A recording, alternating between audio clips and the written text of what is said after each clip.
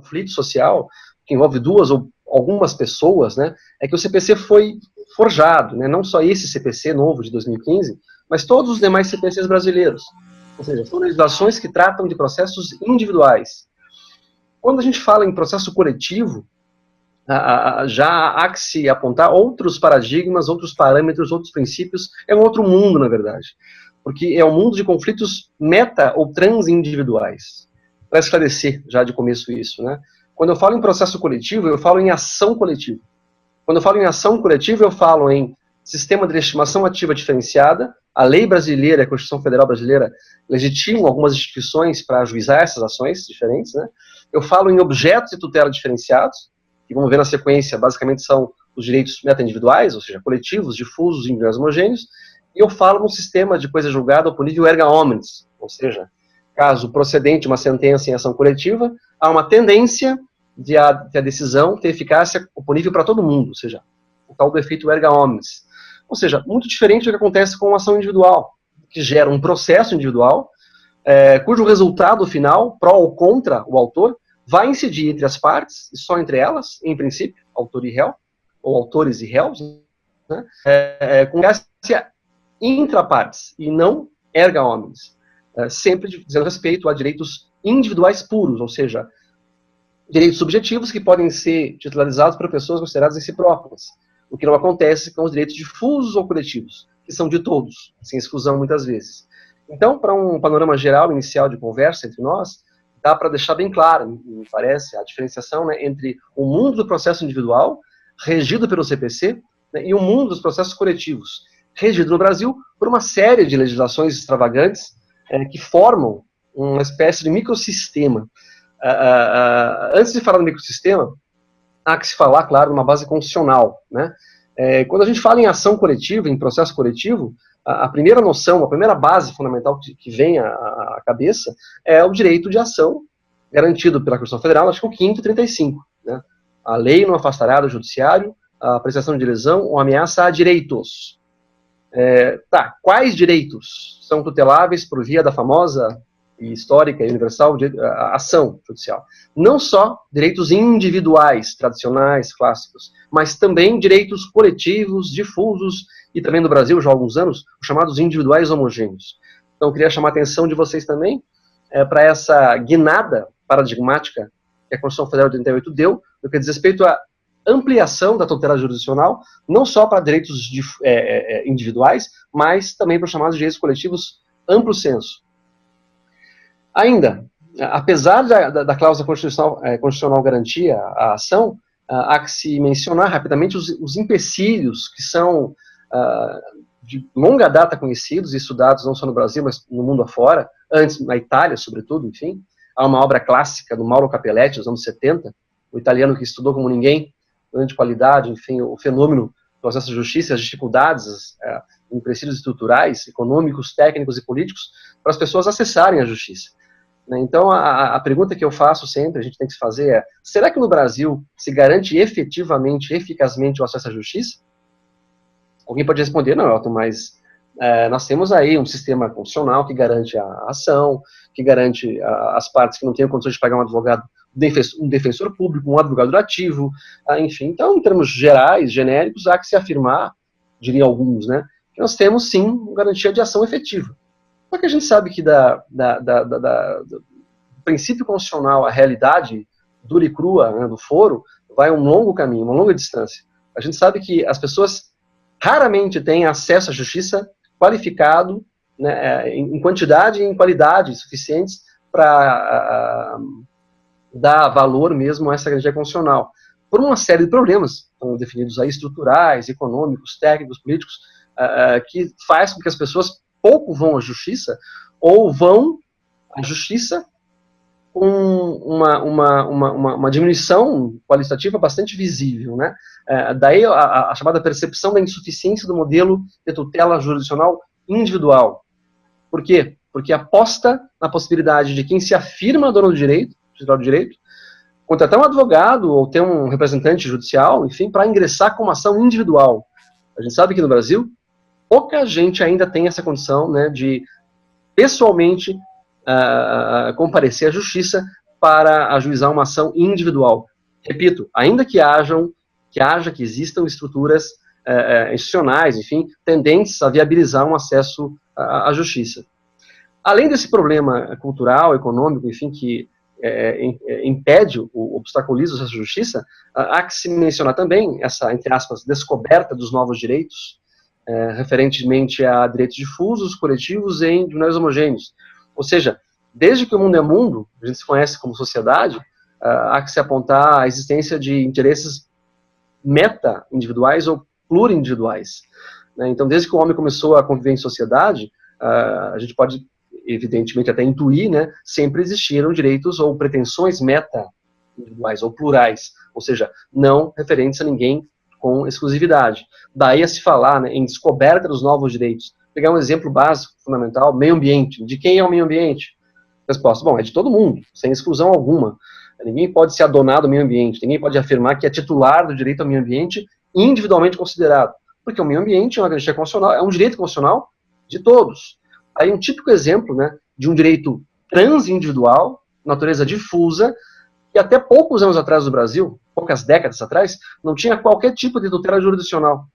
Além desses direitos ambientais, já mencionados, né, posso mencionar ainda rapidamente patrimônio público. Né? De quem é o patrimônio público? Resposta, é de todos. Todos nós, enquanto contribuintes. De quem é o direito à probidade administrativa? O direito de que os servidores públicos ajam com probidade, com eficiência, com eficácia, enfim, mais uma vez, não é de ninguém sozinho, é de todo mundo. Né? Então, há uma infinidade de interesses ou pretensões ou direitos que devem ser qualificados como sendo meta ou plurindividuais, o que suscita, portanto, em caso de conflito, né, de não prestação desses direitos, ou violação desses direitos, enfim, suscita um sistema processual jurisdicional diferenciado, enfim, que é justamente o sistema de processos coletivos. No Brasil, como é que se deu a gradativa implementação desse sistema de processos coletivos? Bom, a primeira ação coletiva nacional, até hoje existente, enfim, foi aquela criada pela Constituição de 34 ainda, enfim, e regulamentada por lei ordinária em 65. É a famosa ação popular, que todos conhecem, já ouviram falar pelo menos, enfim, até hoje, enfim, garantida pela Constituição Federal, artigo 5º, segundo a qual qualquer cidadã pode, em nome próprio, ingressar em juízo com essa ação, chamada ação popular, para pleitear a tutela jurisdicional para direitos evidentemente difusos, ou seja, meta-individuais ligados a patrimônio público, meio ambiente, propriedade administrativa e patrimônio histórico-cultural. Então, basicamente, a primeira lei brasileira que criou a ação popular, essa de 65, acabou inaugurando no Brasil um sistema, ainda no começo pequeno, tal, mas um sistema interessante, diferenciado, de tutela meta-individual. Qual que é a grande sacada, foi a grande sacada, né, da criação no Brasil da ação popular? Bom, legitimar qualquer cidadão para se apresentar em juízo como um adequado representante social para pleitear em nome próprio, mas em nome, né, na verdade, representando os interesses meta-individuais de todo mundo, tutela jurisdicional preventiva ou repressiva, referentemente a esses direitos chamados difusos, ligados aos bens que eu já mencionei. Além, ou após essa lei de 34, de 65, desculpem, né, rapidamente eu suscito aqui leis subsequentes ligadas ao meio ambiente, 81, a lei da ação civil pública, que é a grande lei brasileira de tutela coletiva, de 85, já falaremos sobre ela a seguir. 88, a Constituição Federal, enfim, que foi um marco fundamental de tutela coletiva. Ainda, a ação reparatória de titulares de valores imobiliários, de 89, o CDC, de 90. Alguém pergunta, tá, mas o que tem a ver o CDC, Código do Consumidor, com tutela coletiva? Também eu já paro um pouco aí para explicar rapidamente. O Código do Consumidor é uma lei de 90, todo mundo sabe, enfim, mas que possui uma parte processual, artigos 81 até 104, que se aplicam a qualquer espécie de ação coletiva. Mesmo que a ação coletiva não diga respeito a direitos referentes a consumidores e fornecedores, enfim, não haja um conflito de consumo estabelecido, a parte processual do CDC se desloca, se transfere, para se agregar à lei da ação civil pública para formar o grande microsistema brasileiro de processos coletivos.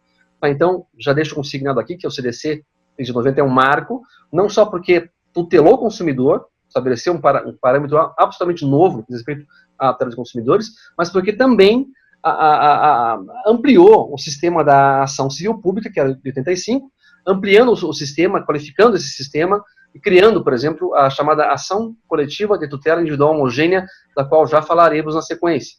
Ainda, só para mencionar rapidamente, outras legislações que contêm regras que dizem respeito a processos meta-individuais ou coletivos, né?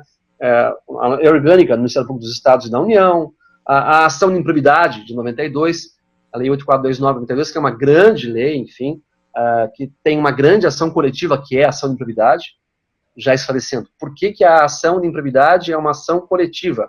Ora, porque tutela a probidade administrativa, que é um valor meta-individual, um valor difuso, portanto, de todos nós, né?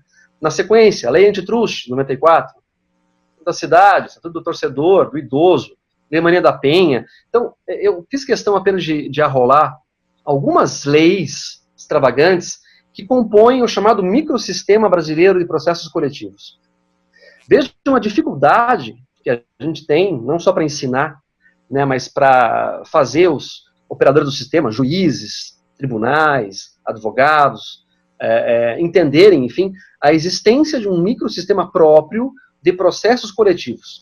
Porque quando você vai ajuizar uma ação, quando você vai à justiça, como advogado, como operador do sistema, como juiz ou promotor, enfim, para lidar com uma ação individual, você tem um parâmetro legislativo que é o CPC, né?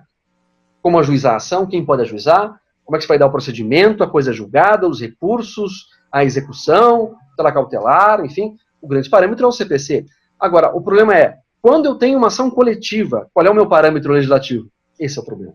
Né? Nós temos marcos fundamentais, repita-se, lei da ação popular, lei da ação civil pública, Código do Consumidor, lei de improbidade, e mais de dezena de leis extravagantes que devem ser compreendidas, interpretadas sistematicamente, porque elas configuram no Brasil um sistema de processos coletivos. Então, o grande problema é a gente conseguir sacar isso, né, conseguir compreender esse microsistema e, claro, operacionalizá-lo, que é o mais complicado. Passo a mencionar agora, após essa rápida digressão, que diz respeito às leis que criaram relativamente um processo coletivo, um sistema próprio do processo coletivo, né, o problema conceitual da tutela coletiva. Eu sempre digo que no Brasil, não só no Brasil, nos países de civil law, nós temos que tomar muito cuidado, porque há uma ansiedade dos doutrinadores, dos operadores do sistema, enfim, em fazer encaixar o quadradinho no quadrado, o redondo no redondo. Temos conceituais, porque se não encaixar, não serve, não presta, enfim, não se aplica. Bem diferente do sistema norte-americano, por exemplo, no qual eles não estão tão interessados assim em encaixar os quadrinhos nos lugares, mas sim de ver se os quadrinhos, os sistemas funcionam ou não funcionam. Então, é uma diferenciação bem importante a destacar. Mas vamos lá, né? Estamos no país de civil law, estamos no Brasil. O que interessa destacar, fundamentalmente? O conceito do que são direitos ou interesses difusos, coletivos e individuais homogêneos. Já que são esses os direitos ou interesses que vão ser objetos de ações coletivas. Para nos ajudar a esclarecer esse ponto, o CDC, né, a Lei de 90, expressamente conceitua essas três categorias no artigo 81, parágrafo único.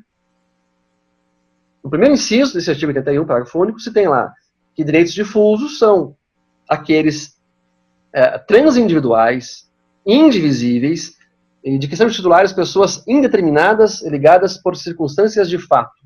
Então, está aí o conceito legal, né, desde 90 no Brasil, do que são direitos difusos. Notas fundamentais: transindividualidade, ou seja, pertencem a mais de um sujeito. Indivisíveis, eu não posso dividir, eu não posso cindir um direito, uma pretensão, um interesse que seja difuso, meta individual. Ou é de todos ou não é de ninguém. E, por fim, quem são titulares de direitos difusos? São todas. Potencialmente todas. Ligadas por meras circunstâncias de fato. Então, vamos pegar o meio ambiente, né?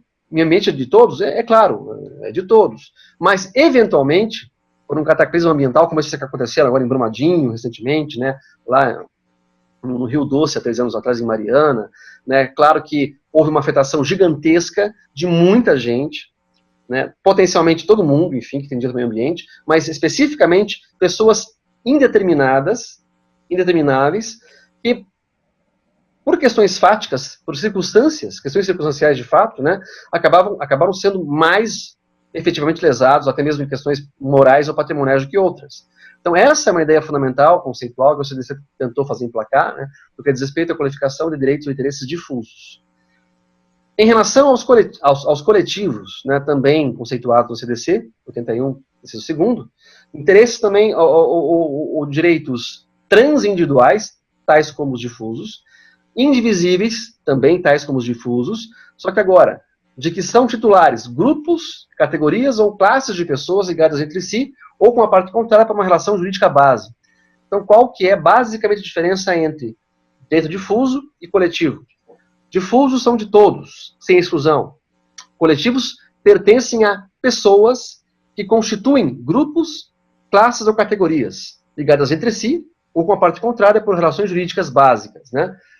Por exemplo, servidores públicos de Bauru, de Curitiba, municipais de Curitiba, são milhares, mas que eventualmente podem ser identificados, são identificados, identificáveis, enfim, todos são nomeados para os cargos públicos, servidores públicos, né? E eventualmente podem ter pretensões coletivas, né? Não difusas, mas coletivas, enquanto classe, enquanto grupo, categoria ou classe.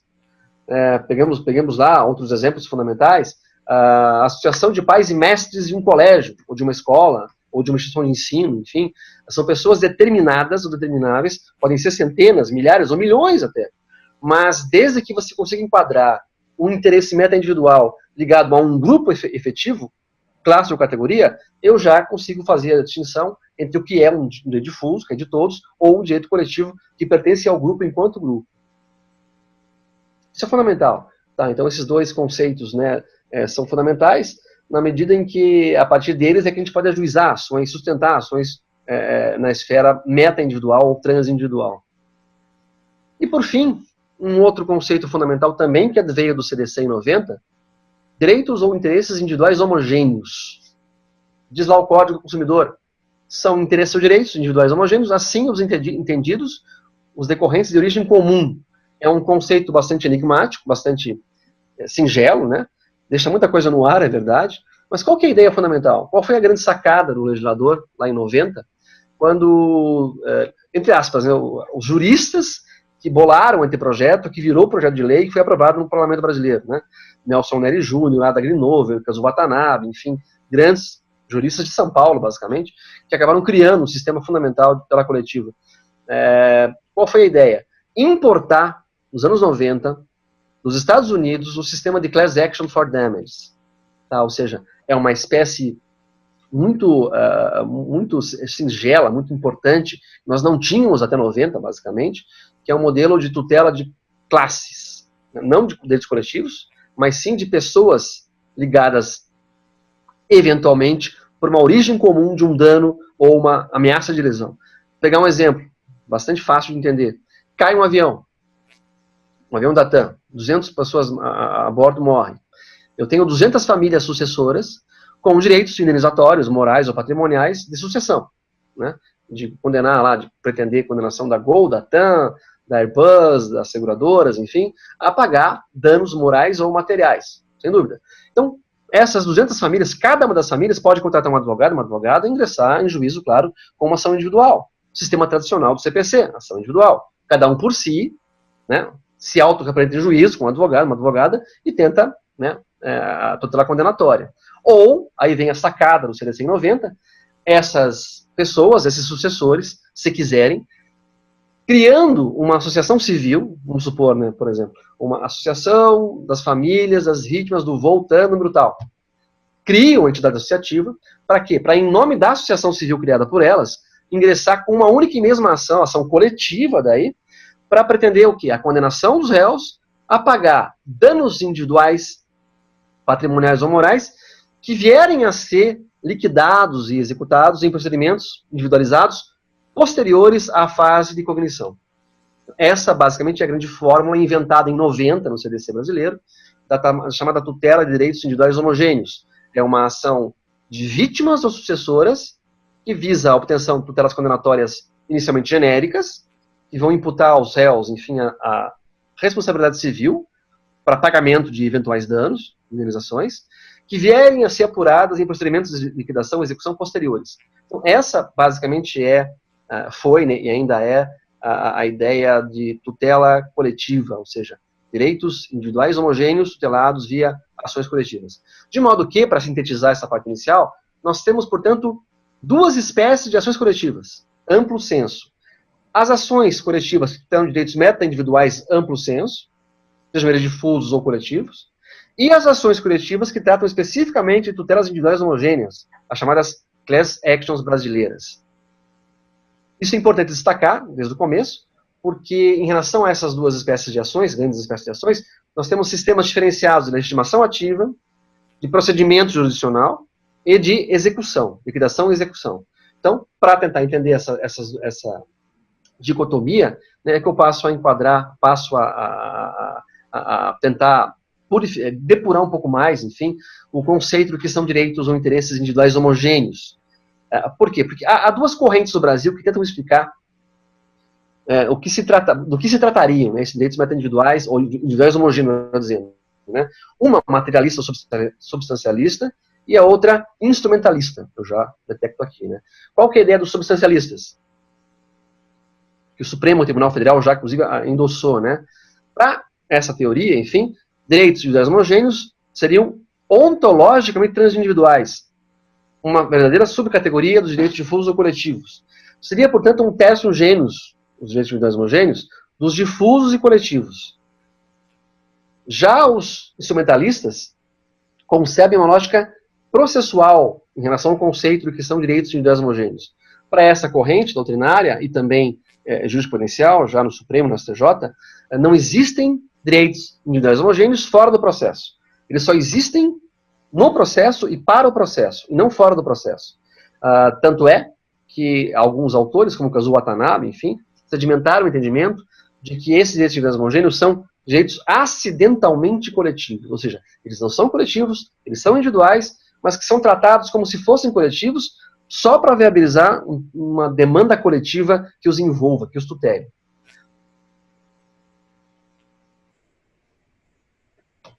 Outro problema sério a ser tratado, mencionado para vocês em relação à tutela coletiva, enfim, diz respeito à legitimação ativa para se propor ações coletivas de tutela difusa, coletiva ou individual homogênea. Qual que é o grande problema que o tema traz? É o problema da adequada representatividade para a propositura e condução das demandas coletivas. Esse é um problema mundial, né? Não só no Brasil, mas todos os países que possuem sistemas de tutela coletiva, o tema da adequada representatividade é o grande tema, é um tema fundamental. Por quê? Porque se trata de eleger alguém, uma entidade, uma pessoa, enfim, uma instituição, que vai conduzir, vai ajuizar uma ação coletiva e conduzi-la em juízo, o que não é pouca coisa, que não é fácil de fazer. E claro, esse representante judicial de uma coletividade tem que ser alguém bem escolhido, né? Alguém idôneo, não só com boas vontades, com boa intenção, de boa índole, né? Mas alguém que tenha condição efetiva de conduzir uma tutela coletiva de forma adequada, de forma correta, enfim, com perspectivas de êxito. E esse é o grande problema que nós temos no Brasil atualmente. Saber quem é que pode, com êxito, com possibilidades concretas de ganhar a ação, enfim, de bem representar a coletividade, mover as ações coletivas. Trago aqui só um pensamento, né? A invisibilidade dos direitos individuais e individuais homogêneos e a consequente dificuldade em se identificar a sua voz, dentro e fora do sistema de justiça, que sempre causou um grande problema no que diz respeito à escolha, né, da entidade ou da pessoa para ajuizar a ação coletiva. Como é que esse tema foi tratado no Brasil inicialmente? Qual foi a primeira escolha legislativa e constitucional, né, para que alguém ajuizasse uma ação coletiva e conduzisse ela? Bom, volto a mencionar a ação popular. Foi a primeira ação, ainda foi a ação pioneira, enfim, e ainda está em franca utilização no Brasil. Né? Qual que é a opção constitucional? Vejam aí, 5º, 72. Né? Qualquer cidadão é parte legítima para propor ação popular. Ou seja, qual foi, portanto, lá em 34 e até hoje no Brasil, enfim, a opção legislativa em relação à ação popular? Qualquer cidadão. Pergunta que eu faço para vocês. É bom ou ruim? Será que é bom que qualquer cidadão brasileiro, qualquer cidadão brasileiro, tenha legitimação ativa para propor uma ação popular? Resposta intuitiva. Não, claro que é bom. Isso é democrático, isso ajuda o fortalecimento das pessoas, da cidadania, ajuda a criar um sentido de cidadania nas pessoas, que devem altruisticamente se apresentar em juízo em nome próprio para relatar problemas, né, sociais que digam respeito a patrimônio público, meio ambiente, problema administrativo, né, e para pleitear em juízo tutelas repressivas, preventivas, para a sociedade como um todo. Isso é bom? É bom. É uma boa ideia, uma bela ideia. É muito bonito o discurso em relação à legitimação popular para ações coletivas. Só que a pergunta é, mas depois de décadas de prática da ação popular, após tanto tempo dessa ideia constitucional vingando, né? Será que na prática isso funciona? Será que o sistema de ações populares é um sistema eficaz, eficiente? A resposta que eu dou em muita é não. Não é um sistema eficaz, não é eficiente, por uma questão muito singela. O cidadão, por mais bem intencionado que seja, no mais das vezes, nem sempre, claro, mas no mais das vezes, não é o mais habilitado para propor e conduzir uma demanda coletiva. Contra o governo, contra grandes corporações, grandes indústrias, enfim. Evidentemente, há um embate muito grande que envolve questões políticas, questões econômicas, questões técnicas, muitas vezes não suportadas por pessoas físicas, por pessoas comuns, enfim. Então, muito embora, repito, seja uma boa ideia, tenha sido uma boa ideia o sistema de ação popular, a legitimação de qualquer cidadão, o fato é que, na prática, pragmaticamente, se revelou muito pouco eficaz, muito pouco efetiva essa escolha. Tanto assim, que a própria lei que regulou a ação popular, lá em 65 ainda, ao mesmo tempo que confiou no cidadão para propor a ação popular, desconfiou.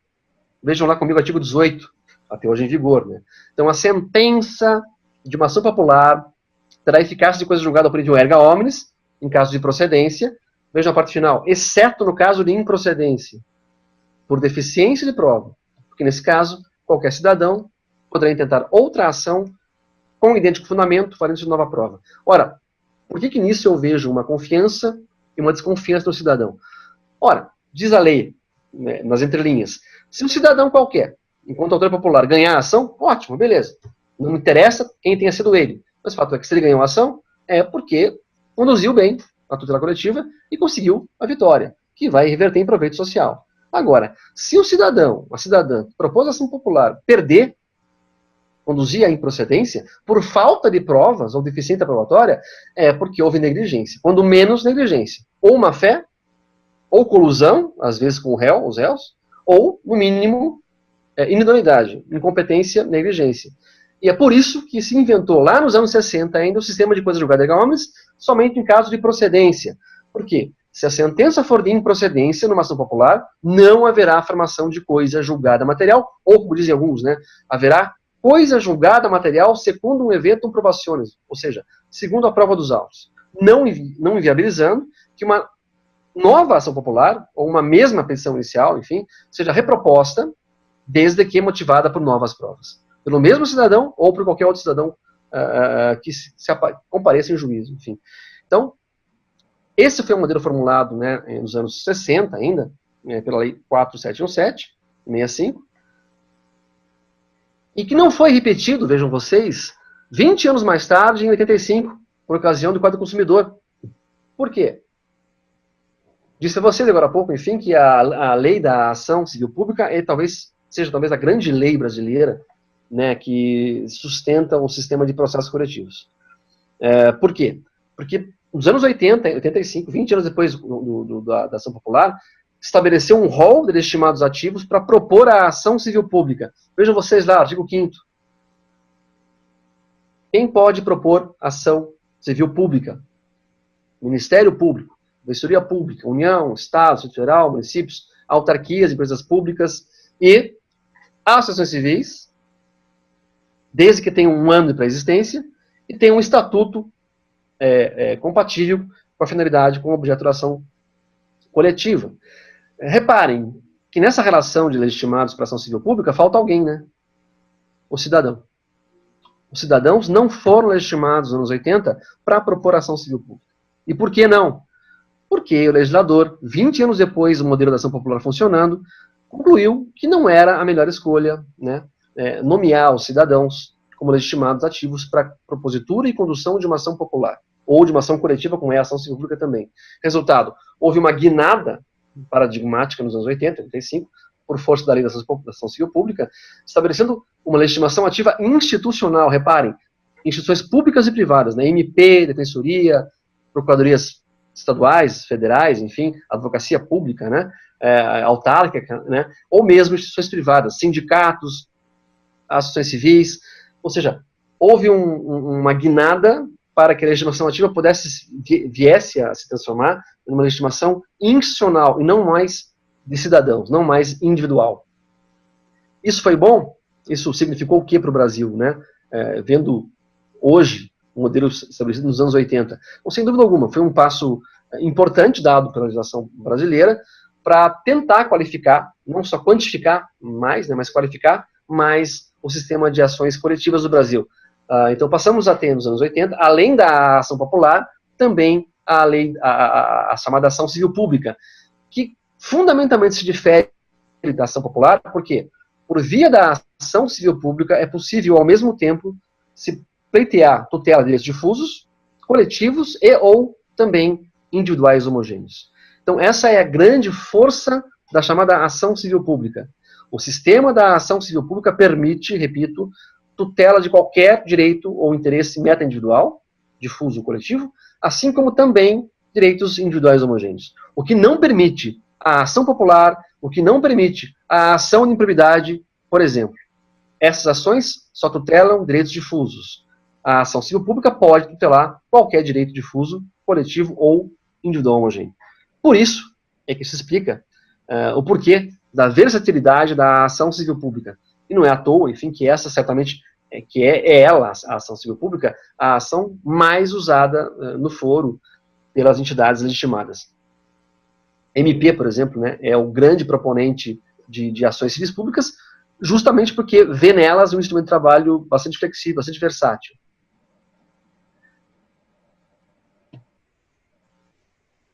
Apenas menciono, enfim, na própria lei da ação civil pública, de 85, um transplante do artigo 18 da ação popular, que trouxe praticamente o mesmo modelo, né?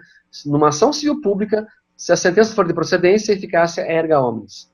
Se for improcedente por falta de provas, insuficiência probatória, não haverá coisa julgada, não se impedindo a repropositura da mesma demanda com base em novas provas. Ou seja, o mesmo modelo de coisa julgada foi transplantado em 85 da ação popular também para a ação civil pública. Comentando rapidamente um a um dos colegitimados. MP, acabei de falar para vocês, certamente é o maior proponente no Brasil de ações civis públicas. Por questões históricas, questões institucionais, constitucionais. O MP, na parte civil, existe para tutelar basicamente o quê? Direitos difusos, coletivos e individuais indisponíveis. Essa é a regra constitucional do artigo 127, né? MP é uma instituição essencial à justiça, competindo a tutela da democracia, da ordem jurídica e dos direitos ou interesses difusos, coletivos e individuais indisponíveis. Ora, se esse é o papel do MP, dado pela Constituição Federal Brasileira, qual é o instrumento de trabalho judicial que o MP tem para tutelar, para prevenir ou para reprimir lesões a direitos relativos a direitos difusos, coletivos e individuais indisponíveis, né? Basicamente a ação civil pública. Daí a explicação sucinta que eu dou dos motivos pelos quais, o grande motivo pelo qual o MP é o grande proponente no Brasil de ações civis públicas. Em relação ao MP, há uma única questão a se mencionar, mais importante, que é o problema do MP ajuizando a ação para tutela individual homogênea, ligada a direitos patrimoniais disponíveis. Já houve uma compreensão do STJ no Brasil, do Supremo também, há algum tempo atrás, de que o MP somente pode ajuizar a ação civil pública pedindo tutela individual homogênea, ou seja, indenizações individuais para as pessoas, se o tema envolver relevância social adequada. Caso contrário, não possuiria o MP, ou os MPs, né, estaduais, o federal, do trabalho, estimação para a propositura de ações coletivas. Por exemplo, problemas relativos à educação, à saúde, ainda que seja uma tutela ressarcitória para alguém, para um grupo de pessoas, né, nesse caso, por envolver interesse social relevante ligado à saúde ou à educação, o MP teria, sim, legitimação para propor uma demanda. Dou um exemplo, há uns anos atrás, vários anos atrás, enfim, em Osasco, né, São Paulo, houve a explosão de um shopping center, vazou gás, vocês estão lembrados desse episódio, vazamento de gás, explodiu o shopping, morreram dezenas de pessoas, acho que umas 30 e poucas pessoas morreram, né, e o promotor da cidade, um dos promotores de Osasco, em nome do MP, claro, ingressou com uma ação ressarcitória para as famílias, né, das vítimas. E, claro, o shopping center réu, dentre as defesas que fez, veio com a defesa de que o MP não era legitimado ativo para propor aquela demanda para pedir tutela ressarcitória para as famílias, porque isso era o quê? Tutela patrimonial, individual homogênea, é verdade, enfim, origem comum, o shopping explodiu, as pessoas morreram, se machucaram por uma origem comum, né? Mas a tutela era disponível, patrimônio, as vítimas, os sucessores queriam dinheiro, ressarcimento. Daí o argumento dos réus, né, que o MP, nesse caso concreto, não deveria ser o autor da ação. Deveria se relegar essa autoria para sindicatos, ou no caso, associações civis, criadas pelas famílias, enfim, mas não para o MP.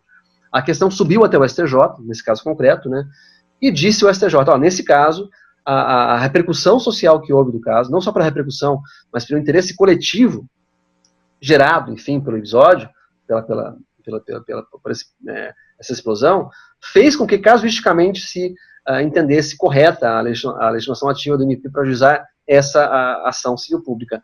Mas, como eu disse, é uma questão que deixa no ar, muitas vezes, uma grande insegurança jurídica para os promotores, para os membros do MP, na hora de ajuizar uma ação coletiva que diga respeito a direitos patrimoniais disponíveis, né? Porque não se sabe se amanhã ou depois, mais cedo ou mais tarde, mais ano ou menos ano, um tribunal superior vai entender que o MP deveria ou não ter ajuizado aquela ação para pleitear reparações individuais homogêneas. Então, apenas toco nesse assunto, é um assunto bastante importante no sistema. Agora, fora isso, enfim, o MP é o grande legitimado e tem feito isso há décadas, né, para ajuizar ações que tutelem direitos difusos e coletivos, né.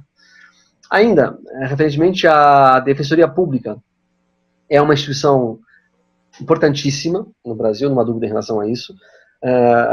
Está se afirmando ainda, em termos estruturais, em termos institucionais, é uma grande carreira, certamente. Está legitimada expressamente pela Lei de Ação Civil Pública para ajuizar a ação civil pública, então é uma legitimada ativa, só que com um único detalhe importante, né? Em termos constitucionais, a Defensoria Pública existe para tutelar direitos ou interesses referentes a pessoas hipossuficientes. Então, apenas um cuidado que se deve ter para entender, para compreender que a Defensoria Pública é sim legitimada para propor ações coletivas, desde que os beneficiários da tutela pretendida sejam consideradas pessoas hipossuficientes. Né? Essa já foi uma visão que os tribunais superiores têm, o STJ basicamente vem tendo, né? E o que, em casos concretos, pode tornar também um pouco difícil a própria admissibilidade de uma ação proposta pela Defensoria Pública. Ou seja, uma demonstração a priori, no começo da demanda, né, do processo coletivo, de que os beneficiários da tutela, da liminar, da sentença, enfim, são pessoas hipossuficientes. Até porque também hipossuficiência é um conceito indeterminado. É só econômica a hipossuficiência, ou a hipossuficiência também é um conceito ligado a questões técnicas, questões políticas, questões culturais, questões, enfim. Então é um tema realmente bastante complexo que dá pano para manga. Em relação às associações civis e sindicatos, são as grandes instituições privadas que podem mover ações civis públicas.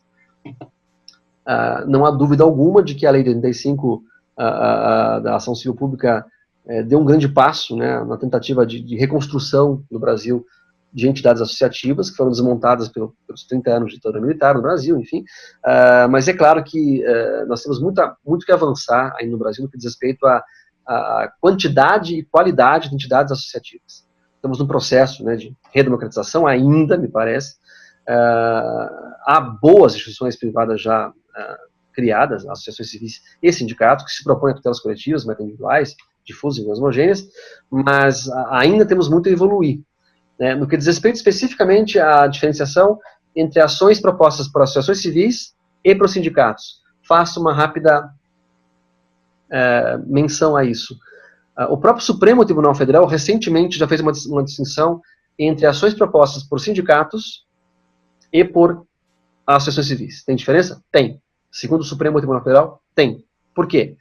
A Constituição Federal Brasileira, artigo 8º, inciso 3º, legitimou os sindicatos a proporem ações, ou a tutelarem, a representarem, em juízo ou fora dele, qualquer membro do grupo, que é a sua categoria representado pelo sindicato, individual ou coletivamente.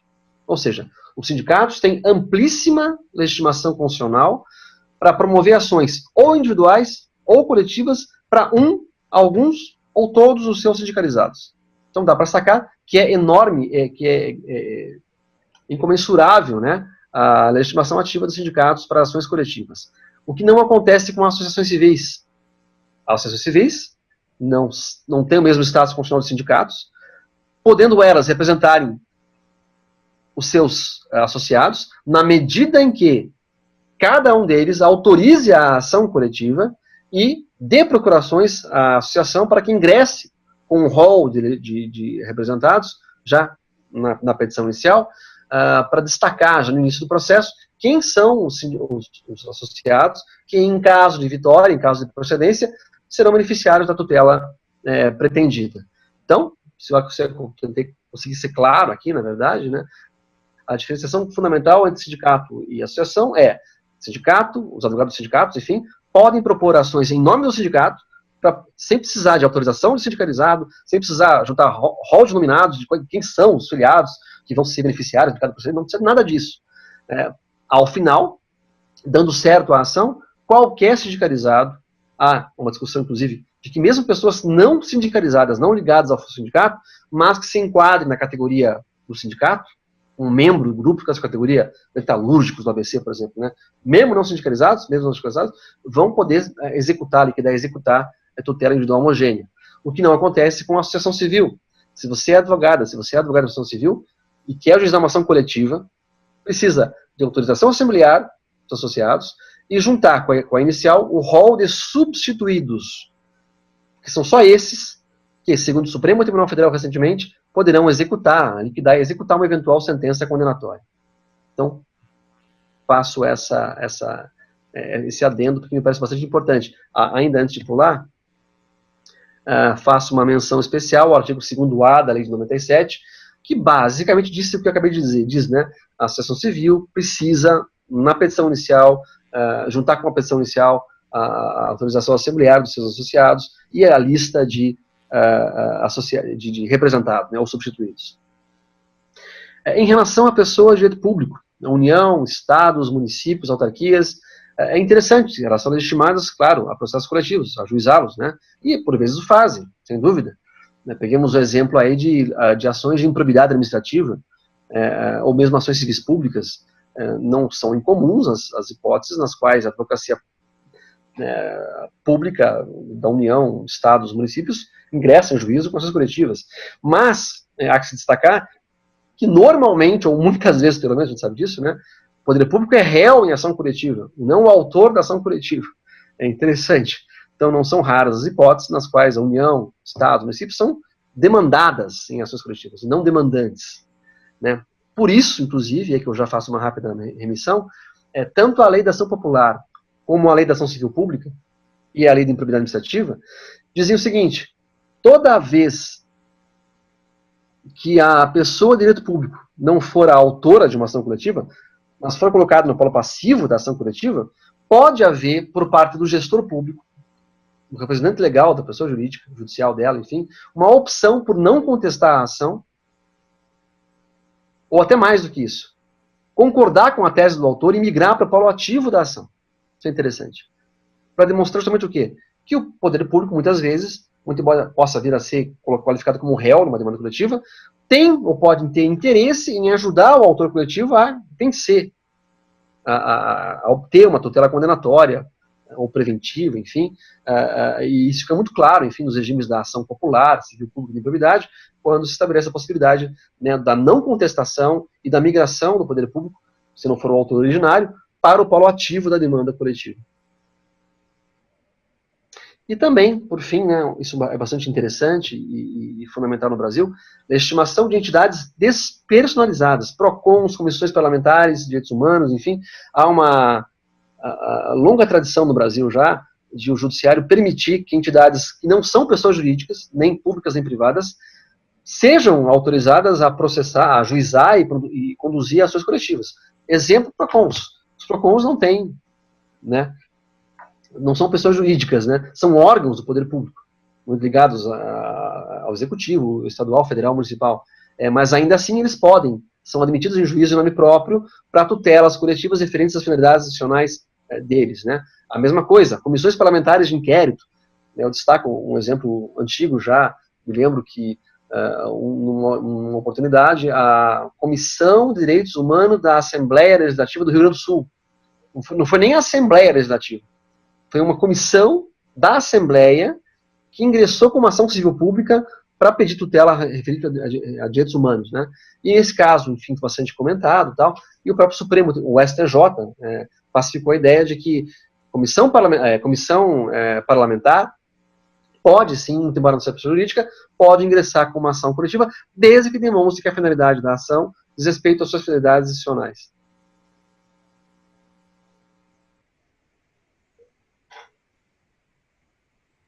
Ao final dessa rápida remissão que eu faço aos legitimados ativos, né, da ação popular, da ação civil pública, né, o transplante do individual para o coletivo, né, do pessoal para o institucional, a grande discussão que se coloca hoje no Brasil e no mundo afora, diz respeito a isso aqui, ó, o controle op judicis ou op legis da adequada representatividade. A questão é, bom, calma lá, se as leis brasileiras estabelecem a priori quem são as pessoas ou entidades que podem ajuizar uma ação coletiva, parece que é lógico, né, que a solução, que a escolha, foi uma escolha legislativa. Então, tanto a Constituição Federal, a Lei da Ação Popular, a Ação Civil Pública, a de improbidade, expressamente mencionam quem são os possíveis autores das ações coletivas, legitimados ativos. Ou seja, então, isso não nos levaria a um regime op judicis de escolha, ou seja, pelos juízes, pelos tribunais, mas sim dos legisladores. Daí a escolha op legis. Isso é verdade? Sim, sem dúvida. As leis que eu mencionei, todas elas mencionam quem são legitimados para propor ação popular, civil pública, de improbidade, assim por diante. Mas, já há algum tempo no Brasil, se discute, será que essa foi a melhor escolha?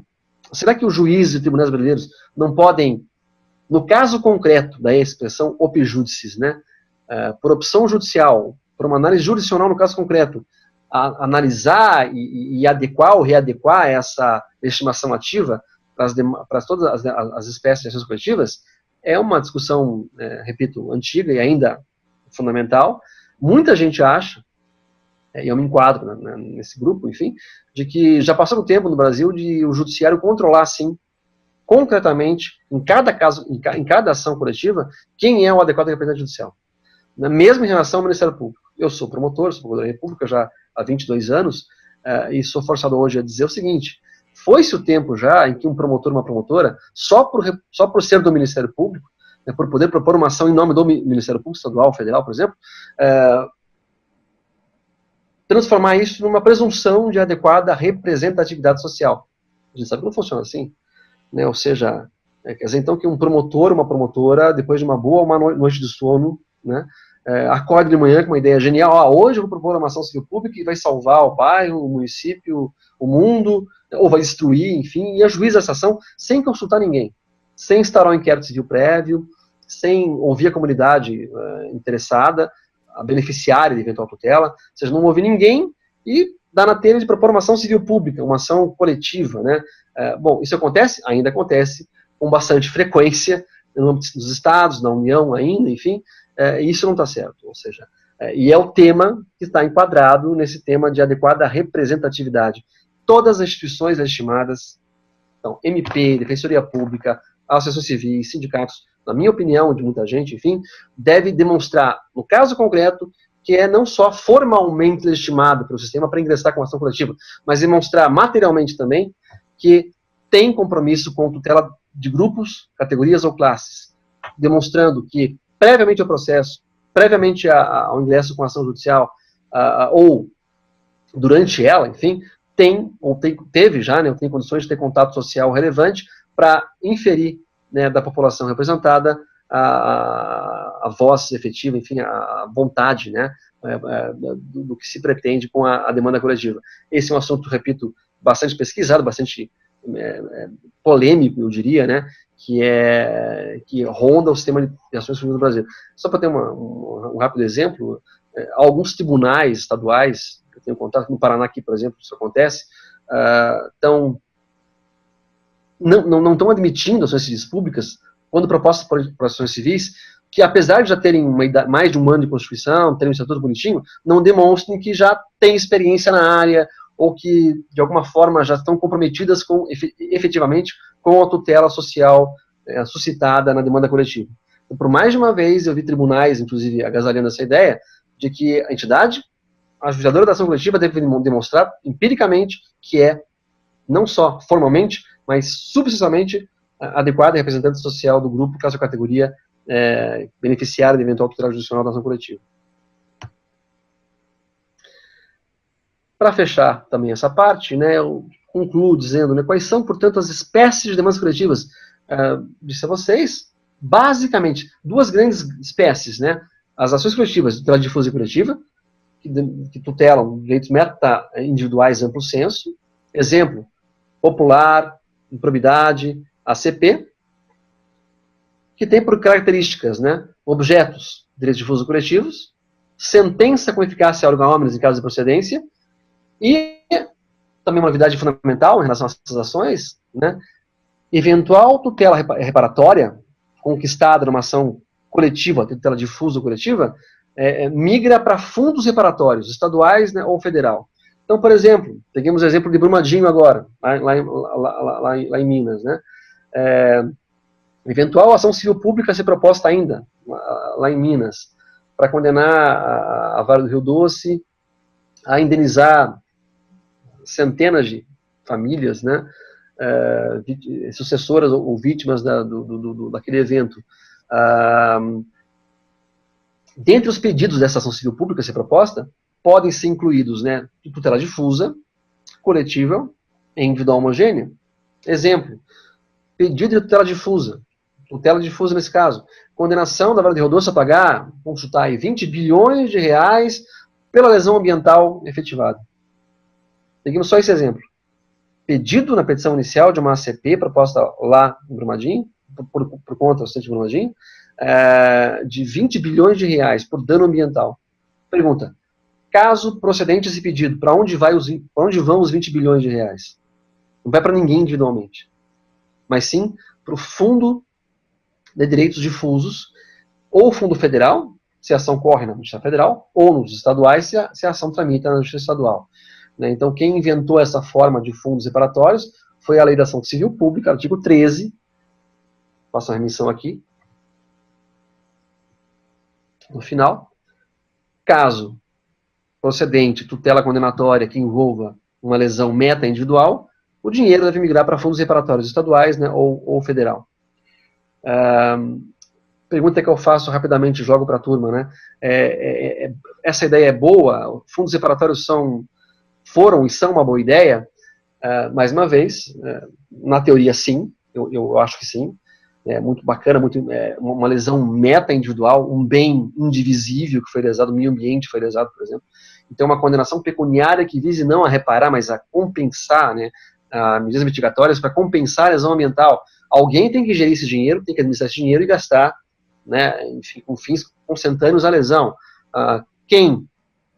A lei veio, são fundos, né? Então, a União criou um fundo federal, os estados, muitos deles já criaram fundos estaduais, há conselhos gestores, que envolvem pessoas do Ministério Público, do Estado Civil, associações civis, etc. e tal, que todos os anos, com base no dinheiro arrecadado, nesses fundos, aprovam projetos que são encaminhados por todo mundo que quiser, enfim, com a ideia de gastos, né, de aplicações consentâneas à lesão.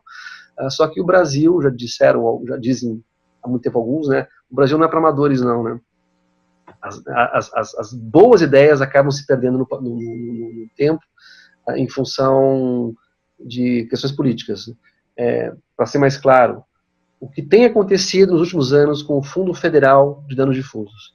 Isso a vocês, a União Federal criou um fundo, nos anos 90 ainda, para arrecadar todo o dinheiro conquistado em ações coletivas que tenham tutelas reparatórias meta-individuais conquistadas. Então, sempre que é condenação pecuniária em ação coletiva de tutela difusa, na Justiça Federal, o dinheiro deve ir para o Fundo Federal de Danos Difusos. Quem quiser acompanhar, o site do Ministério da Justiça tem um link que leva até o Fundo Federal de Danos Difusos, é o FDD, Fundo de Danos Difusos. Esse fundo, pelo seu Conselho Gestor, todos os anos relata os projetos que são enviados, o montante pecuniário que é conquistado, né? Só qual que é o problema? Há muitos anos a União Federal contingencia os gastos do Fundo Federal de Danos Difusos. Como assim contingencia? A União Federal simplesmente acha que o dinheiro que vai para o Fundo Federal é dela. Ou quase isso. Que ela pode contingenciar o gasto do dinheiro que vai para o Fundo de Danos Difusos. Então, no ano passado, para você ter uma ideia, né, a União Federal autorizou que dos milhões arrecadados no Fundo Federal de Danos Difusos, apenas 1% fosse gasto em projetos encaminhados ao Fundo Federal de Danos Difusos. Todo o restante foi contingenciado pela União Federal como se fosse verba pública primária. Então, foi, como falei, o Brasil não é para amadores. Foi uma boa ideia se criar esses fundos dos anos 90, mas na prática, no que diz respeito à União Federal especificamente, dinheiro do Fundo Federal, vergonhosamente, ilegalmente, é contingenciado pelo próprio poder público. Não haveria problema se o fundo dissesse respeito a dinheiro público. O dinheiro não é público, o dinheiro é social. Tem diferença? Tem. Uma coisa é dinheiro do poder público, outra coisa é dinheiro de um fundo social que não tem nada a ver com a União Federal, enfim, que deveria ser não só arrecadado, né, mas também gerenciado e gasto para fins sociais, e jamais contingenciado pela União Federal. Então, tenho essa notícia em mãos, né, em mente, porque me parece absolutamente relevante espalhar isso por aí, porque é muito complicado você ser membro do MP, como eu sou, por exemplo, ajuizar ações civis públicas, ficar, às vezes, anos, décadas, batalhando para conquistar a tutela condenatória, de lesões meta-individuais, difusas, ambientais, consumidores e tal, conquistar dinheiro, e o dinheiro, de repente, vai para Brasília, vai para o Fundo Federal, deveria ser usado para uma finalidade social, e não é. Fica contingenciado porque a União Federal, para fazer caixa, inclusive, contingencia. Enfim. Por outro lado, quando a gente fala em ação coletiva de tutela individual homogênea, isso no começo da nossa conversa, né, a chamada Class Action brasileira, o papo é diferente. A pretensão é viabilizar tutela individual para vítimas ou sucessoras de uma mesma origem comum, de um dano, uma lesão, que tenha uma origem comum. O exemplo do avião que cai, né? Tem lá as famílias sucessoras que podem se habilitar numa associação civil, criar uma associação civil e ajuizar uma ação coletiva para tutela individual homogênea. Nesse caso, qual é o objeto? Direitos individuais homogêneos. Não são difusos, não são coletivos, são individuais. Só que por terem uma origem comum, dentro do avião que caiu, enfim, são tratados acidentalmente coletivamente, como se fossem coletivos, né? O objetivo, sentença condenatória genérica, que fixa o andebiatur. O que é andebiatur? Responsabilidade civil do infrator. O que se busca nessa primeira fase do procedimento é uma condenação que impute ao réu ou aos réus o dever, a obrigação de reparar àquelas pessoas que futuramente comparecerem e demonstrarem nexo causal e dano pessoal ligadas ao fato que levou à condenação. Então essa é a tática, essa foi a técnica usada em 90, por força do artigo 95 do Código do Consumidor, que apostou, repito, em condenação genérica, na primeira fase, e em liquidações e execuções individuais a posteriori. Um outro exemplo bastante divulgado, enfim, em relação a essa ação coletiva de homogênea, posso citar aqui, uma ação que envolveu, nos anos 90 ainda, a devolução de empréstimo compulsório sobre combustíveis, né? Alguns vão lembrar disso. Nos anos 80, a União Federal criou um chamado empréstimo compulsório de todo mundo que fosse abastecer seus carros, seus veículos, nos postos de gasolina. Então, quando você ia no posto lá, colocar gasolina, álcool, diesel, uma alíquota que você pagava ia para o governo federal, para a União, a título de empréstimo compulsório. Pois bem, isso foi criado, durou 3 anos, 84, 86, só que, repito, o Brasil não é para amadores, né? A União Federal arrecadou essa montante e nunca devolveu um centavo para ninguém na via administrativa. Forçou as pessoas, aos milhares, aos milhões, enfim, a ajuizar ações individuais, algumas ações coletivas houve também. Aqui no Paraná teve uma associação bastante importante, a APADECO, a Associação Paranaense de Consumidores, enfim, ingressou com uma ação civil pública contra a União Federal, ganhou a demanda, o que viabilizou que milhares de paranaenses se aproveitassem da coisa julgada da ação civil pública, se habilitando no procedimento a posteriori, depois da condenação, né, judicial, para demonstrar nexo causal, dano pessoal, basicamente, que foram proprietários de veículos automotores na época da incidência do tributo, da contribuição, do empréstimo compulsório, e também uma média aritmética de consumo de combustíveis, álcool, diesel, gasolina, enfim, naquela época, o que levou muita gente, portanto, a conseguir o dinheiro de volta em relação ao empréstimo compulsório. Então, esses são os dois grandes modelos brasileiros de ações coletivas, né? Tutela individual homogênea e tutela difusa e coletiva por via de ação coletiva. Chegando já numa fase importante de choque entre os dois mundos, né? O que acontece quando se ajuiza uma ação coletiva em relação a ações individuais correlatas à coletiva. Então, qual que é o problema aqui que eu quero tratar com vocês agora, a partir de agora? Em função da expressa referência no Código do Consumidor, artigo 104, vejam lá, as ações coletivas não induzem litispeendência para as ações individuais. Só para explicar aos mais jovens, as pessoas que não tiveram essa aula de processo na faculdade, né? O que é litispendência, né? Litispendência é a pendência de várias ações ao mesmo tempo que tem o mesmo causa, a mesma causa pedido, o mesmo objeto, basicamente. Né? Então, em princípio, não se permite, no modelo do CPC brasileiro, que duas ou mais ações que tenham o mesmo objeto estejam em litispendência, as mesmas partes, mesmo objeto, causa pedido, tramitem ao mesmo tempo. Ou seja, a primeira ação é que deve ser processada, a segunda, que repete a primeira, não deve ser processada. Então, essa é a ideia de litispendência. Se evitar que duas ou mais ações idênticas tramitem no judiciário. Só que quando acontece de uma ação coletiva que tutela direitos homogêneos ser ajuizada, isso não impede que outras vítimas quaisquer, né, ingressem em juízo com advogados, advogadas próprias, enfim, com ações individuais. Isso acontece. Vem o 104 CDC e fala, olha, a ação coletiva não induz a despendência para ação individual, o que implica justamente isso, a possibilidade de, num cenário qualquer, eu ter uma ação coletiva e centenas ou milhares de ações individuais, todas referentes ao mesmo fato, à mesma causa. Isso pode acontecer? Pode, e acontece com frequência. Quando isso acontece, qual é a solução que o próprio Código do Consumidor dá? Vejam, o CDC, né? Mas os efeitos da coisa julgada, erga omnes, não beneficiarão os autores das ações individuais se não for requerida sua suspensão em 30 dias a contar da ciência dos autos do ajuizamento da ação coletiva. Então, esse é um sistema inventado nos anos 90, até hoje em utilização. Então, nada impede que qualquer vítima ou sucessora de um fato qualquer opte por ajuizar a sua ação individual. Afinal de contas, a ação individual também é uma garantia constitucional. Nada pode impedir, em princípio, que alguém ajuize por conta própria, com um advogado ou uma advogada, enfim, uma ação individual de tutela individual. E é o que o CDC fala. Só que nesse caso, se houver, ao mesmo tempo, né, a concomitância de uma ação coletiva e individuais, referentes ao mesmo fato, ao mesmo fundamento, os autores das ações individuais têm o direito de serem intimados nos autos da ação individual para que ou optem por suspender as ações individuais e esperar a coletiva, para se dar certo, passar a executar a coletiva, ou optar por sair da coletiva, não entrar na coletiva e ir adiante com a sua ação individual. Essa, basicamente, esse é o modelo criado em 90 pelo artigo 104. Ainda com uma nota importante, também no artigo 100 do CDC, que criou o chamado Free Recovery, em caso de sobras, penalizações individuais não buscadas em ações coletivas.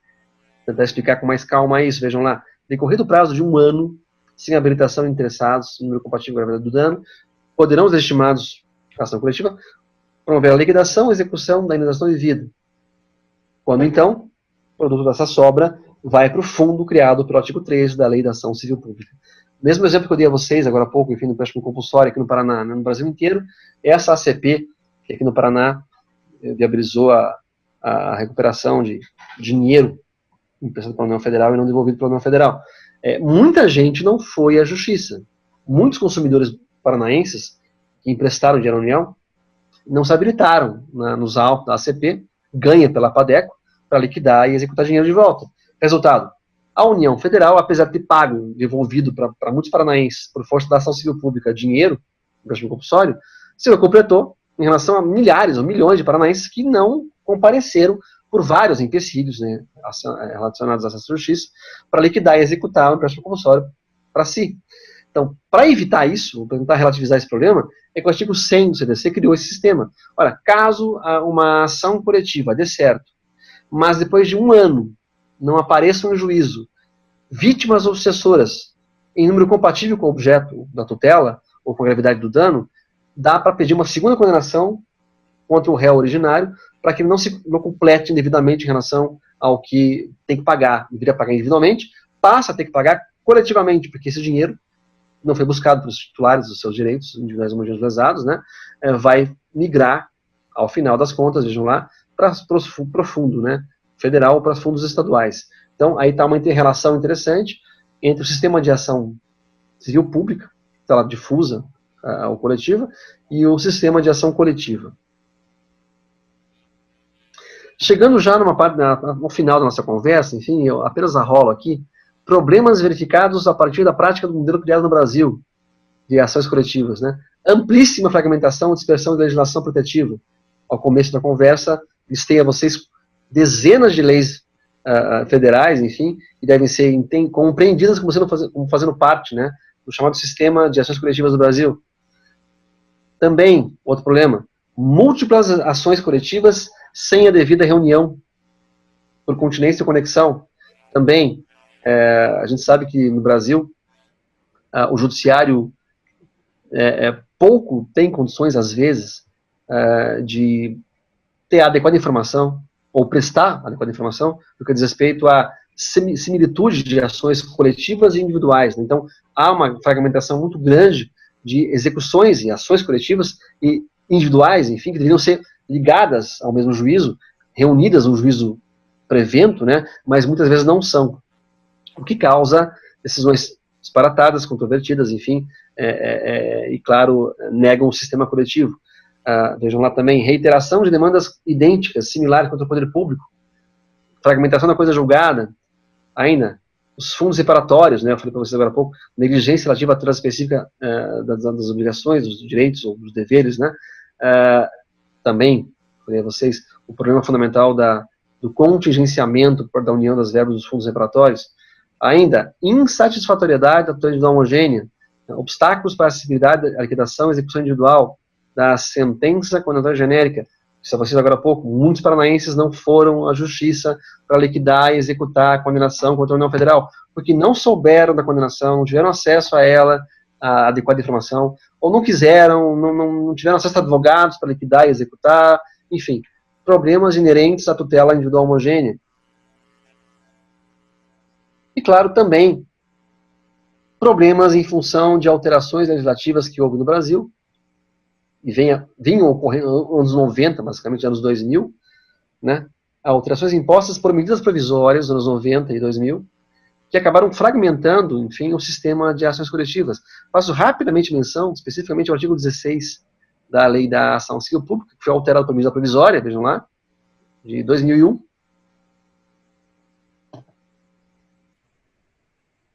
que transformou a redação originária nessa redação, que até hoje está em vigor, vejam lá, a sentença civil de uma ação civil pública fará coisa julgada erga omnes, for de procedência, só que nos limites da competência territorial do órgão prolator. Traduzindo em miúdos, né, o que o governo conseguiu fazer por medida provisória, anos 2000, fragmentar, diminuir, né, substancialmente a eficácia de condenações obtidas em ações civis públicas. Porque como a lei passou a dizer que a coisa julgada tem eficácia erga omnes pero no mútuo, né, erga omnes, mas nos limites da competência do órgão prolator da condenação.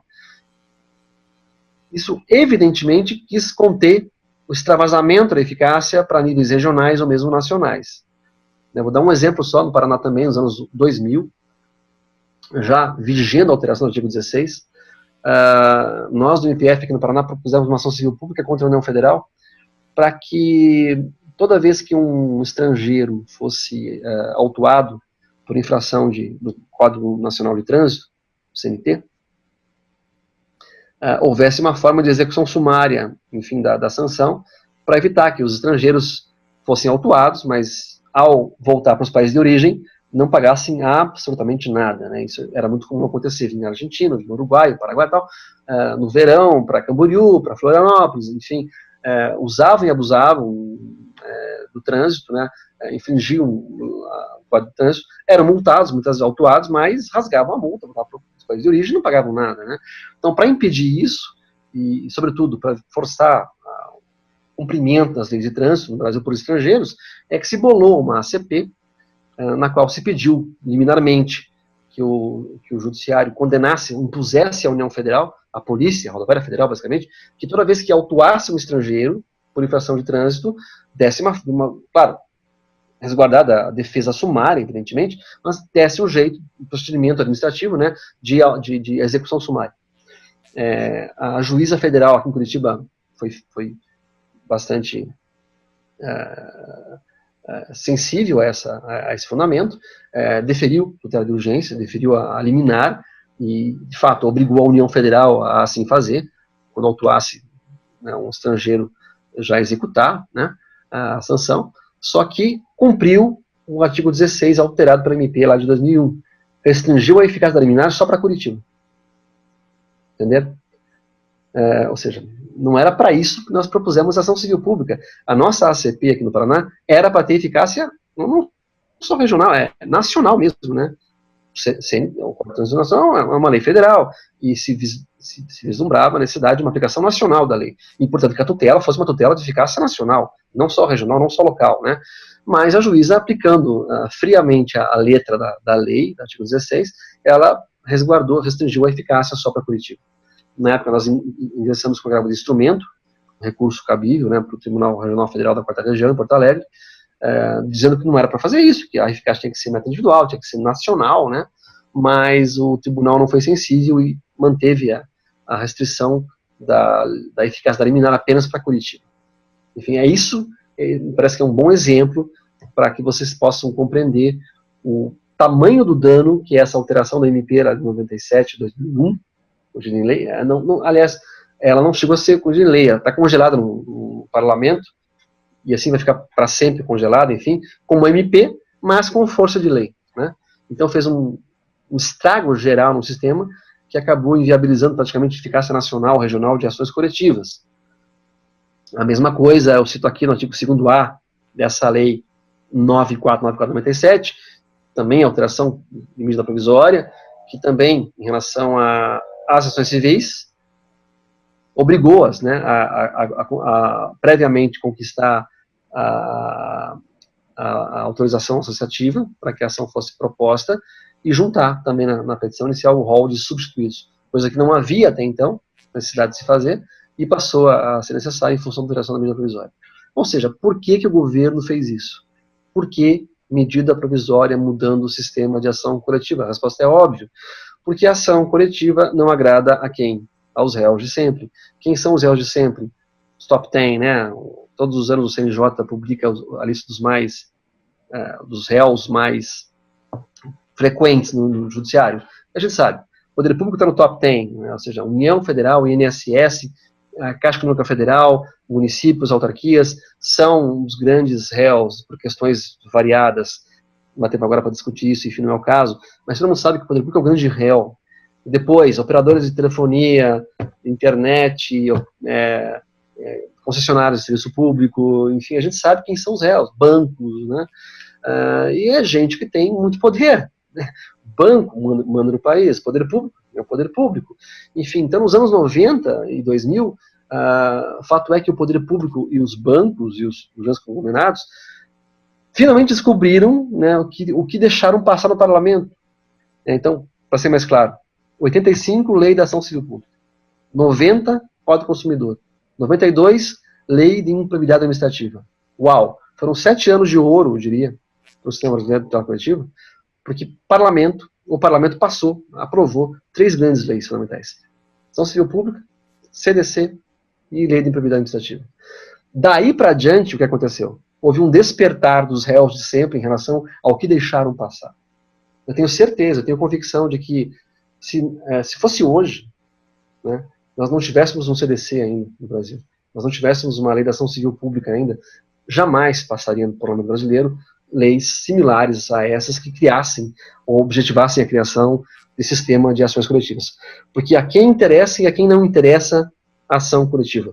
Bom, a quem interessa é a todos nós, todos os cidadãos, né, que temos que ter acesso à justiça, acesso qualificado, acesso eficaz, eficiente, adequado, para tutela individual, coletiva, enquanto indivíduo, enquanto membro de um grupo, classe categoria, enquanto membro da sociedade como um todo, uma tutela preventiva adequada, uma tutela repressiva adequada, o que só é viabilizado, mais às vezes, por um sistema de ações coletivas, em função de que ações individuais ou não se prestam só para a tutela coletiva, não se prestam mesmo, ou são insatisfatórias mesmo para tutelas individuais. Esse é um grande problema. Então, a quem interessa? A todos nós, a todos os cidadãos, a democracia. A quem não interessa um sistema de ações coletivas? Ao poder público, aos bancos, às grandes corporações, enfim, que têm o poder político e econômico nas mãos. Resultado, nos últimos anos, nós temos assistido no Brasil apenas a uma derrocada do sistema de ações coletivas. Seja por fruto de medidas provisórias, alterando o sistema, seja por decisões do Supremo Tribunal Federal da SJ, muitas vezes retrógradas, né, não aplicando corretamente os princípios do sistema de tutela coletiva, claro, em obediência à regra da manutenção do status quo, que é, na verdade, algo que não é específico do Brasil, né, deixa eu destacar isso também, os Estados Unidos, que são um dos berços, né, de ações coletivas, lá também, não pensem vocês que a ação coletiva é facilmente autorizada, processada e julgada. Não, absolutamente. Por quê? Porque lá também, de acordo com a ideologia da Suprema Corte Americana, há épocas em que se avança ou se aturam ações coletivas, até se impulsionam ações coletivas, e há épocas como a atual, os últimos 20 anos pelo menos, de uma evidente frenagem em relação à admissão e julgamento das ações coletivas também nos Estados Unidos. Então, hoje, a Suprema Corte Americana é refratária à admissão de ações coletivas. Há tantos pressupostos, há tantas exigências lá para se admitir uma ação coletiva, que muitos advogados estão simplesmente hoje tentando escolher outros caminhos para tutelar massas, né, mas por via de ações individuais aos milhares, que às vezes são mais eficientes do que ações coletivas, que poucos são, hoje em dia, sequer admitidas nos Estados Unidos. O Brasil caminha para algo similar, não dá para comparar, é claro, né, mas o Brasil também é bastante visível, nos últimos 15, 20 anos, uma derrocada, eu diria, né, ou uma tentativa de enfraquecimento do sistema de ações coletivas, por questões, evidentemente, políticas e econômicas, né. Mas, ainda que assim seja, eu acho que reuniões como essas que nós estamos fazendo agora à noite, eu já passo o tempo que eu tinha me proposto a falar, são fundamentais, né, porque eu acho que, antes de mais nada, nós temos que ter conhecimento do sistema, e, infelizmente, não é todo mundo que conhece o sistema do Brasil de tutela coletiva. Poucos alunos bacharéis como vocês, alguns alunos ainda, né, têm condição de aprender isso, ter contato com isso, o que é absolutamente essencial. Não dá para imaginar um bacharel em Direito que sai da faculdade de Direito e queira fazer um concurso público para juiz, para promotor, ou queira ser advogado, público ou privado, um defensor público, enfim, e que não tenha conhecimento em 5 anos de faculdade do que é uma ação coletiva, do que é uma ação popular, uma ação civil pública, uma ação administrativa, enfim. E claro, se você não conhece o sistema, você não tem como reclamar dele, não tem como aplicar ele direito, interpretar, né. Então, acho que reuniões como essas que o IT está hoje promovendo são essenciais para que a gente comece a aprender, a conhecer o sistema, né, e a ficar de olho, enfim, no que diz respeito à divulgação dessas ideias, a divulgação de que no Brasil nós temos um sistema importante, muito embora em franca derrocada, eu diria, mas é um sistema que, para muita gente, não só para brasileiros, para muita gente é o melhor sistema no papel, pelo menos, né, de ação coletiva do mundo após os países de common law. Então, isso é importante destacar, né, o Brasil tem, para muita gente, o melhor sistema de tutela coletiva dentre os países de civil law, né? Não comparando com os common law, então, dentro do civil law, o Brasil tem o melhor sistema no papel. né? Agora, na prática, a gente sabe que a história é bem diferente, né? Então, eu agradeço aqui a paciência de todos, me escutaram, me escutam ainda, e fico dizendo que é um prazer estar com vocês aí, virtualmente. Espero estar pessoalmente em breve com vocês aí, mas me coloco à disposição para qualquer questionamento, pergunta que vocês tenham a me fazer. Muito obrigado. Professor, gostaria de agradecer imensamente a brilhante palestra que o professor, o amigo, proferiu, com extrema didática, perfeitamente compreensível aqui para os alunos, tanto iniciantes do primeiro ano, com certeza, a todos, até os alunos da pós-graduação. Foi realmente uma palestra brilhante. Eu tenho particularmente incentivado meus alunos aqui na faculdade, eu sou professor de TGP, Teoria Geral do Processo, no primeiro ano, e professor de Processo Civil clássico, tradicional, no quarto ano. Mas mesmo assim, sempre incentivo meus alunos no TCC, nas monografias, nas pesquisas, a desenvolver um trabalho sobre ações coletivas, processo coletivo, dada a sua importância e a sua relevância, como o professor bem destacou nessa palestra de hoje. A gente sabe que realmente há aí todo um trabalho, né, vamos fazer alusão aqui a Star Wars, né, o Império Contra-Ataca, né, nós tivemos uma fase aí de Império Contra-Ataca, mas a minha pergunta ao senhor é se seria possível o retorno de Jedi. Né? Quer dizer, será que nós, né, conseguimos, ou no futuro, ou em breve, alterar esse quadro? Pelo currículo do senhor, eu vejo que o senhor participou, inclusive, do projeto, né, de lei, da nova lei de ação civil pública, que foi gavetada e arquivada, né, a própria Ada Greenover escreveu aí um requiem para as ações coletivas, dado esse fato que o senhor apontou muito bem, não só no Brasil, mas também até nos Estados Unidos, vamos dizer assim, as coletivas estão ficando relegadas. Né? No Brasil, a gente percebe também com esse sistema de recursos repetitivos, o próprio ministro Herman Benjamin, num trabalho do professor do Espírito Santo, professor Marcelo Abelha Rodrigues, o curso dele, ele destaca isso, né? Que nos repetitivos o próprio Benjamin estaria reclamando, né, de uma falta de legitimidade e resolvendo ações aí através desse sistema sem uma legitimidade adequada. Então nós passamos por todos esses problemas. Será que nós conseguimos mudar isso? Essa seria a minha primeira indagação e depois também uma outra indagação, até para a gente poder desenvolver aqui, talvez até como uma pesquisa, a questão desses fundos, se uma alteração legislativa evitaria essa apropriação indébita pela União, esse contingenciamento que o senhor denominou aí das verbas, né, que são sociais e não da União. Será que bastaria uma lei federal ou haveria necessidade de uma alteração até maior no campo constitucional para que isso fosse evitado? Né? Essa seria a minha pergunta. Tá, de trás para frente. A tua segunda pergunta, em relação aos fundos, né, repito, foram uma boa ideia.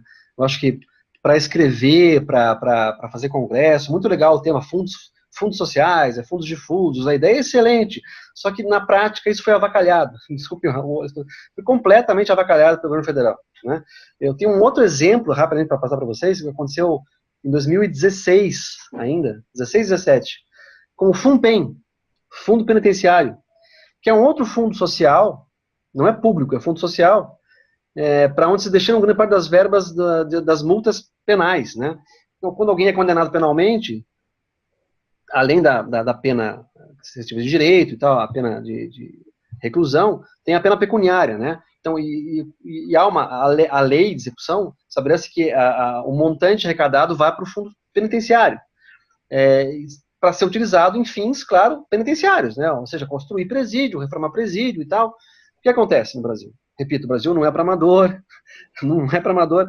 A União Federal, há muitos anos, sempre contingenciou e sempre contingencia os milhões de reais arrecadados no FUNPEN. O que acontece? Em 2016, 2017, esse colega meu no Instituto Federal, Daniel Sarmento, hoje advoga, enfim, é professor da UERJ, né, grande constitucionalista brasileiro, enfim, tem um projeto fascinante na UERJ, uma clínica de direitos humanos na UERJ.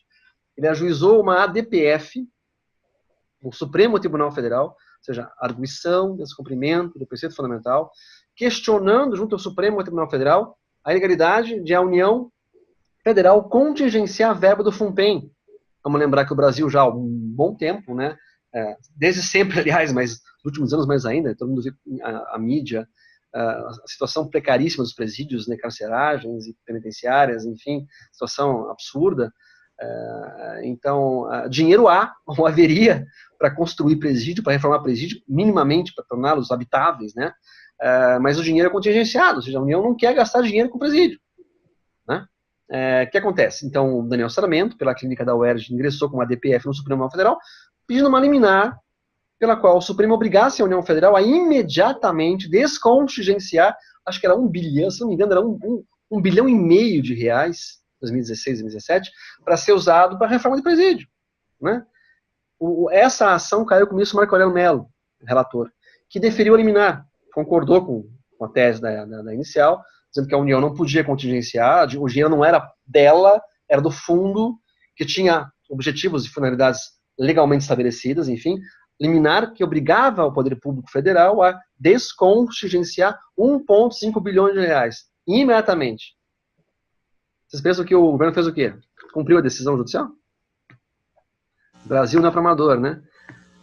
Menos de 2 semanas depois da liminar do Marco Aurélio, o Michel Temer era presidente ainda, enfim, eis que vem uma medida provisória do Michel Temer alterando a lei que criou o Fundo Penitenciário, para dizer que o FUNPEN passaria a ter como finalidade não mais só construir presídio, mas sim aplicar dinheiro em inteligência policial.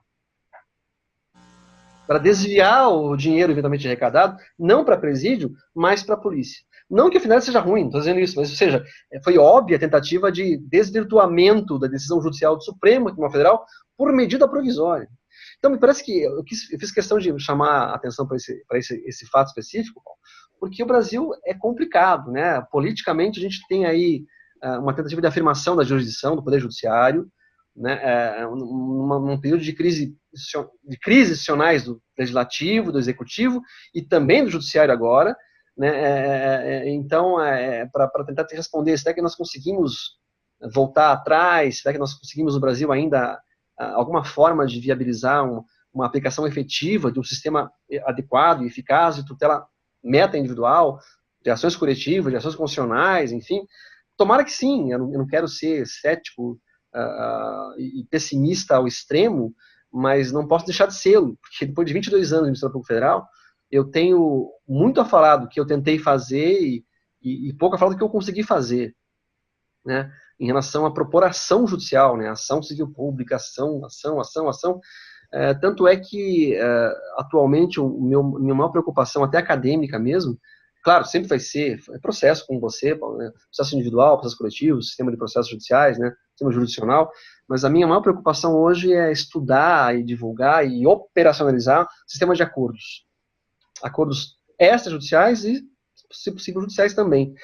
Porque esse é o caminho que eu acho que está muito claramente sendo apontado no Brasil. Dou exemplo, né? Em Brumadinho agora, essa catástrofe que aconteceu em Brumadinho, que não foi criminoso, né? Enfim, a Vale sabia disso, enfim, deixou acontecer mais uma vez e tal. É engraçado, é curioso ver como as pessoas, não só os operadores, não só os advogados, enfim, os políticos, enfim, o cidadão comum se pergunta hoje, não se pergunta hoje, cadê a ação? Cadê o processo? Se pergunta, cadê o acordo? Onde é que está a Vale? Cadê o dinheiro para as pessoas? Cadê a grana para as famílias, para indenização, para a cesta básica? Então, é engraçado, está se chegando à conclusão, o povo em geral, né, o cidadão comum, de que o processo não funciona, ou pouco funciona, sobretudo quando você tem questões que envolvem ressarcimento, né, tutela ressarcitória. Né? Então, me parece que, assim como já aconteceu na Europa, está acontecendo na Europa ainda, nos Estados Unidos, né, nós estamos migrando para um sistema de acordos. Um outro sistema que envolve outros vetores, muito pouco estudados no Brasil ainda, né, Paulo? Nós temos um grande desafio pela frente, que é estudar a mediação, que é estudar a conciliação, que é estudar a negociação, envolvendo também demandas coletivas, né, para tentar não só diminuir a litigiosidade, diminuir as ações coletivas, mas para prometer, para mesmo um pouco de pragmática, um pouco de eficácia para as pessoas, que é o que elas querem e precisam, né? Com certeza, professor. O senhor bem lembrou realmente essa questão dos acordos, das convenções processuais. Nós, inclusive, tivemos aqui também uma brilhante palestra com o professor Cabral, Antônio Passo Cabral, que está cuidando, né, com bastante profundidade desse tema, autor de livro, inclusive já publicado.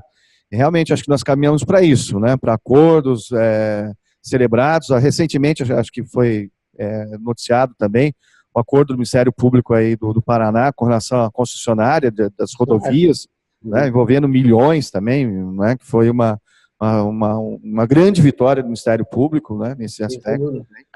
Professor, eu vou ver se eu abro pergunta então para os alunos. Fique à vontade, estou à disposição de você. Até peço desculpa que alguns alunos precisaram sair, porque também tem duas aulas finais, mas os que estão aqui, que permanecem aqui, eu gostaria de saber se algum aluno gostaria de fazer alguma pergunta ao professor Elton, Renata, Débora. Renata vai fazer uma pergunta. Renata, uma aluna nossa da pós-graduação aqui, professor. Legal.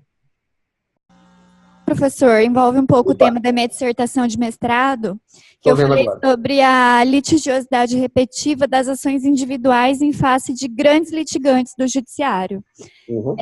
Eu vi aqui que o senhor falou da teoria instrumentalista do direito difuso homogêneo, do direito individual homogêneo. E eu queria saber a opinião do senhor, se essa questão da litigiosidade repetitiva na esfera individual, ela entraria nessa classificação da teoria instrumentalista. O que o senhor acha sobre isso?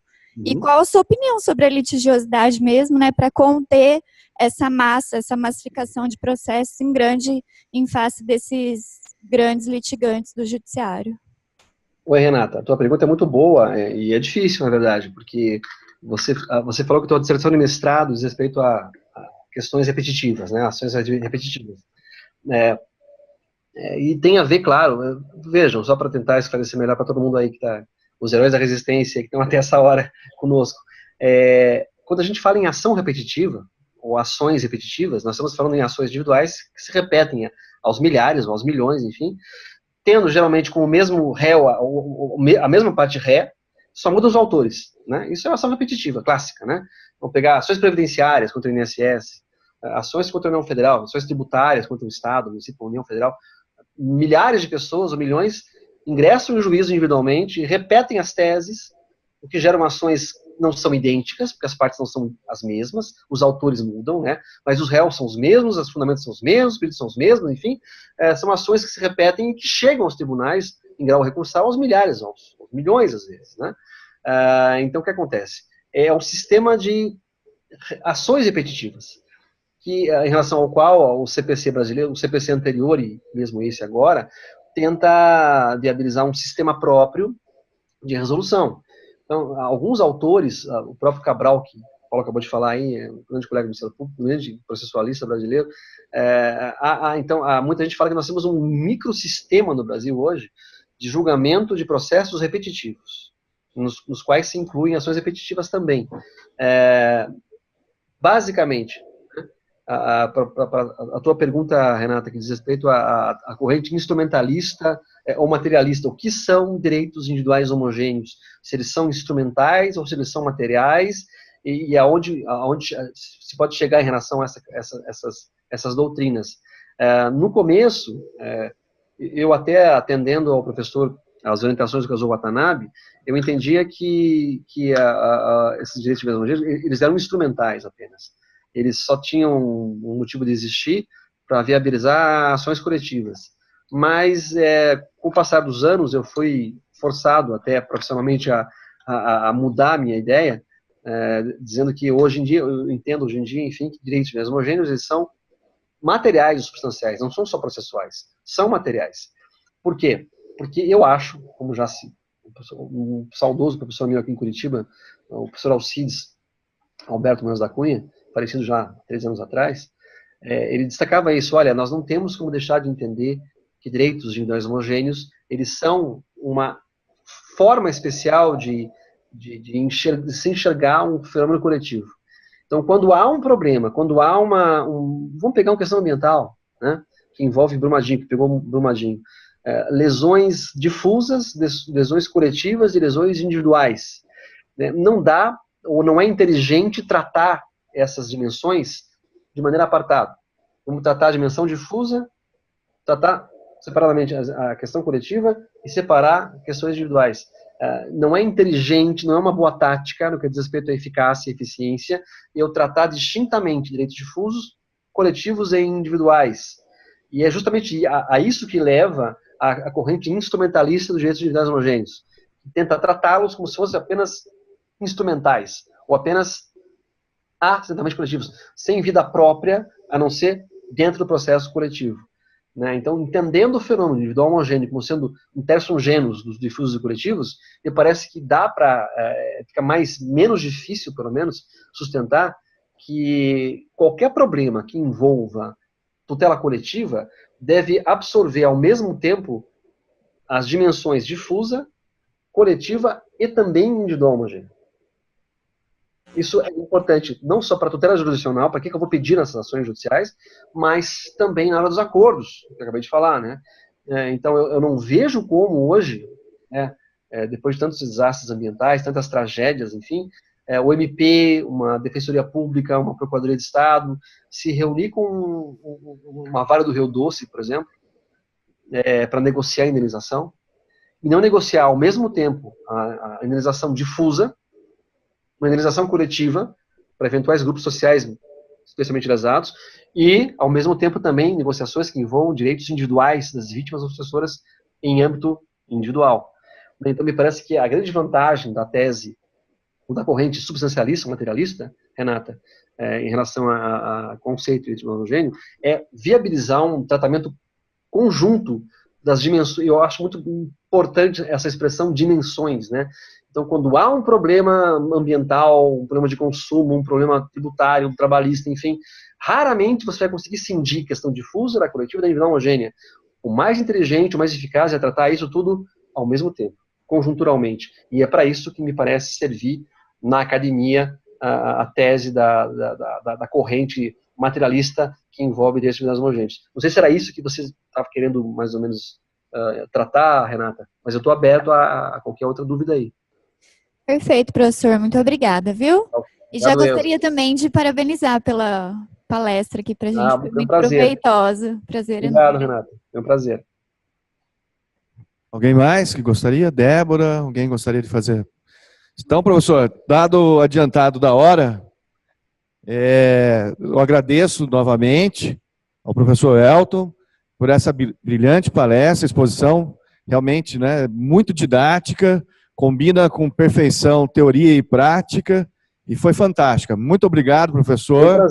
Foi um prazer, Paulo. Sempre estou à disposição de vocês. Espero estar com vocês logo pessoalmente aí. Sim, nós vamos agendar, vamos combinar, falar com a nossa reitora aqui, de trazê-lo aqui, de dar a oportunidade de estarmos juntos, né, pessoalmente. Gostaria também de pedir uma autorização ao professor para que pudesse a gente divulgar essa videoconferência no nosso canal do YouTube, no canal da instituição. Gostaria que o senhor, se possível, autorizasse essa divulgação. Está autorizado, sem problema nenhum. E depois nós vamos encaminhar ao professor um certificado também, como uma lembrança, um DVD para guardar esse momento, com certeza. Todos nós aqui vamos guardar esse momento com muito carinho, né, com uma lembrança muito boa de uma brilhante exposição, uma brilhante palestra. Foi um prazer. Muito obrigado, hein?